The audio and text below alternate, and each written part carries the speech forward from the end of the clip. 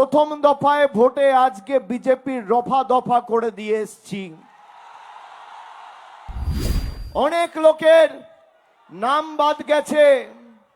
কোন নির্বাচনে এইভাবে সাধারণ মানুষকে কার্যত হয়রানি করা, হেনস্থার শিকার করা আমরা আগে কখনো দেখিনি।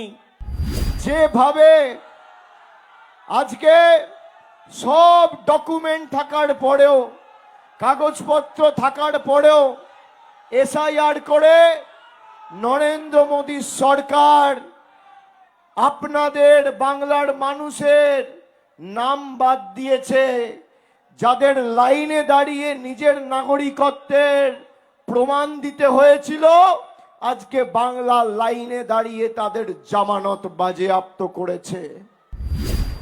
স্বাধীনতার ৭৯ বছর পরে বাঙালিকে কলকাতা, বালিগঞ্জ, রাসবিহারী, মহেশতলা, মিটিয়াবুরুজ, আলিপুর, ভবানীপুরের মানুষকে লাইনে দাঁড়িয়ে নাগরিকত্বের প্রমাণ দিতে হবে।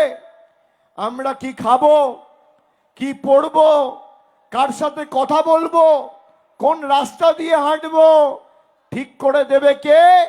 বিজেপির নেতারা। ভারতবর্ষ জুড়ে ১৫৫০ রাজনৈতিক দল রয়েছে। একমাত্র যদি কেউ বুক চিতিয়ে বিজেপির বিরুদ্ধে লড়াই করে বিজেপিকে কুপোকাত করেছে, তার নাম তৃণমূল কংগ্রেস।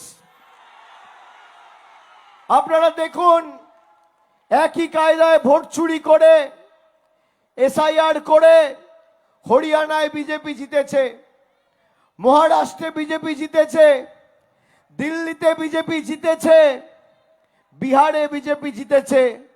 বাংলায় একই কায়দায় এরা বাংলা দখল করতে চেয়েছিল। আমরা হাতে নাতে ধরেছি আর জীবন দিয়ে লড়াই করছি। আজকে মানুষ ভোট দিয়ে নির্বাচিত করত যে সরকারে কে বসবে, আর এখন নরেন্দ্র মোদী ঠিক করছে ভোট কে দেবে। এই বাঙালি অবাঙালির মধ্যে বিভাজন, আদিবাসী কুর্মীর মধ্যে বিভাজন, যারা রাজনৈতিকভাবে দেউলিয়া তারা ধর্ম নিয়ে রাজনীতি করে। আমার চ্যালেঞ্জ, নরেন্দ্র মোদী ১২ বছর ক্ষমতায়, মমতা ব্যানার্জি ১৫ বছর ক্ষমতায়।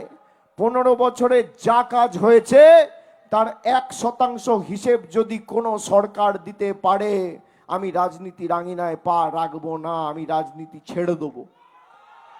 সিপিএম ৩৪ বছর ছিল, কোথায় তাদের রিপোর্ট কার্ড?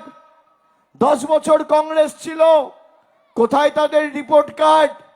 এখন বিজেপির থেকে টাকা নিয়ে বিভিন্ন রাজনৈতিক দল ময়দানে নেমেছে। কোথাও নেমেছে জেইউপি, কোথাও নেমেছে এজিইউপি, সব নতুন নতুন নাম, জুপ, ঝুপ, ডিম, মিম, আইএসএফ, বিএসএফ, সব ভাই।